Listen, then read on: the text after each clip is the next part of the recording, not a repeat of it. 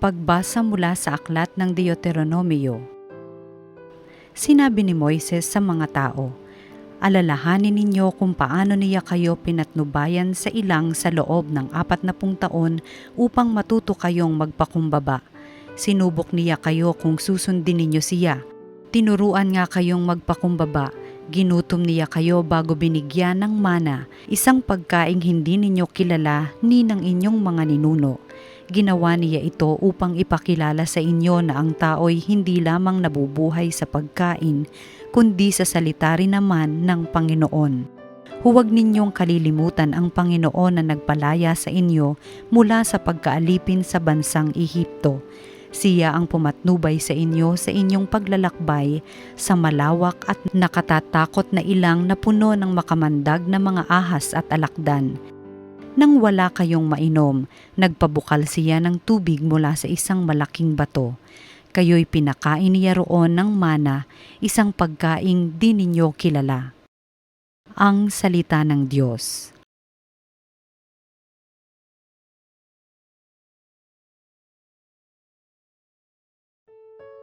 Purihin mo, Jerusalem, ang Panginoong butihin. Purihin mo, Jerusalem, purihin ang Panginoon. Purihin mo ang iyong Diyos, kayong mga taga-Siyon. Yaong mga pintuan mo ay siya ang nag-iingat, ang lahat ng iyong lingkod ay siya ang nagbabasbas. Purihin mo, Jerusalem, ang Panginoong butihin. Ginagawang matahimik yaong mga hangganan mo, bibigyan kang kasiyahan sa kaloob niyang trigo. Kung siya ay naguutos, agad itong natutupad, dumarating sa daigdig na hindi nagluluwat. Purihin mo, Jerusalem, ang Panginoong butihin. Ang tuntunit mga aral ibinigay sa Israel. Ang ganitong karapatan ay wala ang ibang bansa, pagkat hindi nila batid ang utos na itinakda. Purihin ang Panginoon. Purihin mo, Jerusalem, ang Panginoong butihin. Ang mabuting balita ng Panginoon ayon kay San Juan. Noong panahong iyon, sinabi ni Jesus sa mga tao, "Ako ang pagkaing nagbibigay buhay na bumaba mula sa langit. Mabubuhay magpakailanman ang sino mang kumain nito, at ang pagkaing ibibigay ko sa ikabubuhay ng sanlibutan ay ang aking laman." Dahil dito'y nagtalo-talo ang mga Hudyo, paanong maibibigay sa atin ng taong ito ang kanyang laman upang kanin natin, tanong nila. Kaya't sinabi ni Jesus, "Tandaan ninyo, malibang kanin ninyo ang laman ng anak ng tao at inumin ang kanyang dugo, hindi kayo magkakaroon ng buhay. Ang kumakain ng aking laman at umiinom ng aking dugo ay may buhay na walang hanggan, at muli ko siyang bubuhayin sa huling araw, sapagkat ang aking laman ay tunay na pagkain at ang aking dugo ay tunay na inumin.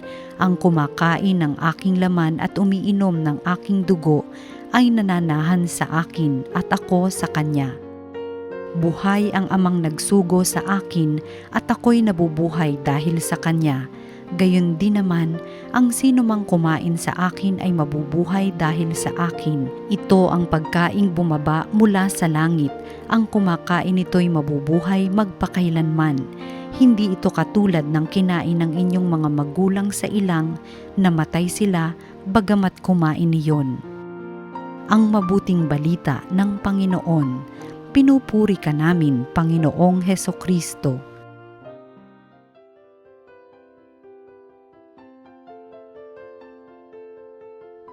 Magandang araw ng linggo mga kapatid sa pananampalataya. Muli, maligayang pagbati sa lahat ng mga nakikiisa sa ating programa ng TV Maria. At muli kong binabati kayong lahat dito po sa ating bayan at sa labas ng ating bansa. Muli, salamat sa inyong patuloy na pagtangkilik sa TV Maria. Ngayon naman po ay, uulitin ko na naman, mga big time na kapistahan ng ating simbahan. Easter Sunday, tapos na. Ascension, tapos na. Pentecost, tapos na.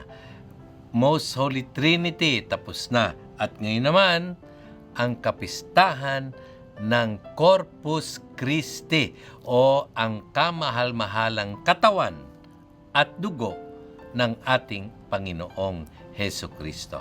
Ano po ang ibig sabihin ng kapistahang ito? Una, napakahalaga ng pagkain at inumin sa ating buhay. Pag hindi ka lang kumakain, manghihina ka. At talagang kung walang sustansya ng iyong katawan, mamamatay ka. Ganyan din ang tubig. Pag hindi ka umiinom ng tubig, lalo na pag mainit ang panahon, madidehydrate ka. At pag na-dehydrate ka, manghihina ka. At pag kaya na patuloy mong gagawin, ikaw ay babawian ng buhay kasi ikaw ay hinang-hina na.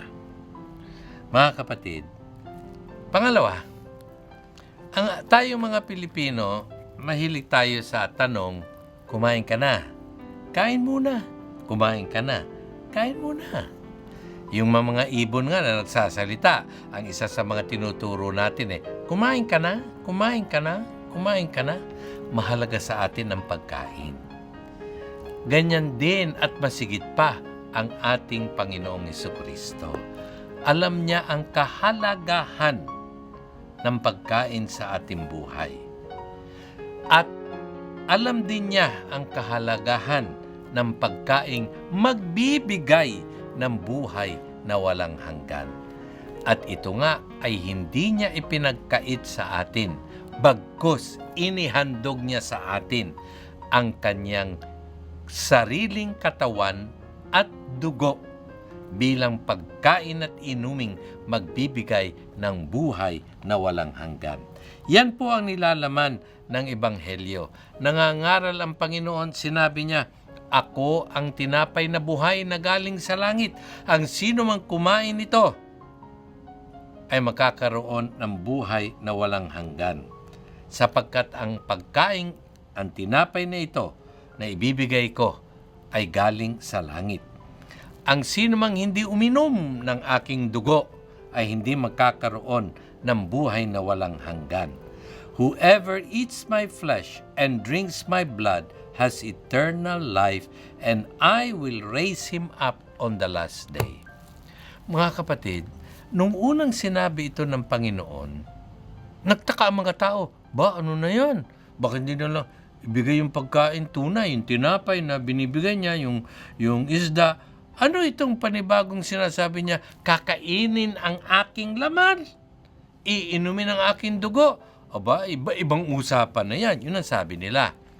Kaya, marami nang umalis sa pakikinig at pagsunod sa Panginoon. Ngunit, hindi sila pinigilan ng Panginoon, bagkus muli niyang in-emphasize at inulit, ang sino mang kumain ng aking laman at uminom ng aking dugo ay magkakaroon ng buhay na walang hanggan. At kung hindi ninyo ito gagawin, hindi kayo magkakaroon ng buhay na walang hanggan.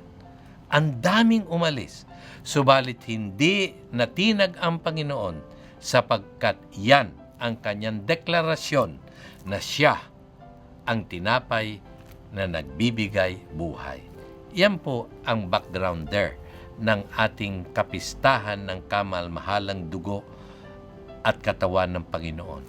At itong sinabi niyang ito ay in-institute niya o sinimulan niya during the Last Supper, kung saan kinuha niya yung tinapay, kinuha niya yung alak at sinabi niya, "Ito ang aking katawan. Kanin ninyo ito. Ito ang aking dugo. Inumin ninyo ito." At pinagbilinan niya ang kanyang mga alagad at ang kanilang mga tagasunod, "Gawin ninyo ito bilang pag-alaala sa atin." At kaya nga meron tayong Sacrament of the Holy Eucharist o banal na Eucharistia. At yan ang ating ginugunita sa banal na misa, sa Blessed Sacrament, sa benediction, at sa pagdalaw natin sa mga simbahang may Blessed Sacrament. Napakaganda ng aral na ito.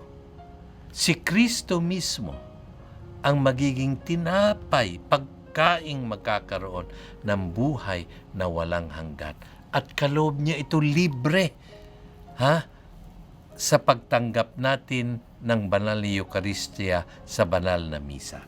Kaya panawagan po natin, paghandaan ang pagsimba, paghandaan ang pagtanggap ng banal na pakikinabang.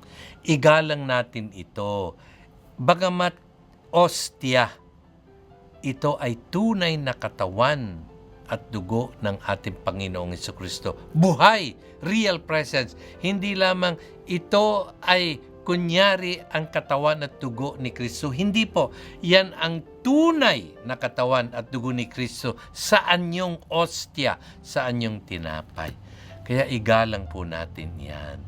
Dapat malinis ang ating kalooban. Dapat kung meron tayong mabigat na kasalanan, mangumpisal muna bago tumanggap ng banal na pakikinabang. At pagkatapos nating tanggapin ang Panginoon, magpasalamat tayo, sambahin siya, purihin, pasalamatan siya, sapagkat dakila ang ginagawa niya para sa atin. At kung meron tayong panahon at pagkakataon, ugaliin nating dalawin ang Panginoon sa simbahan, magdasal sa Blessed Sacrament. May mga simbahang mayroong, yung chapel, Eucharistic Adoration Chapel, nandoon, exposed ang Blessed Sacrament.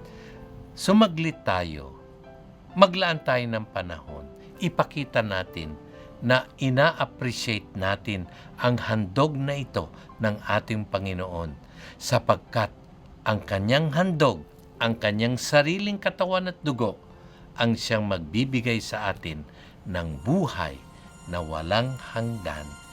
Amen.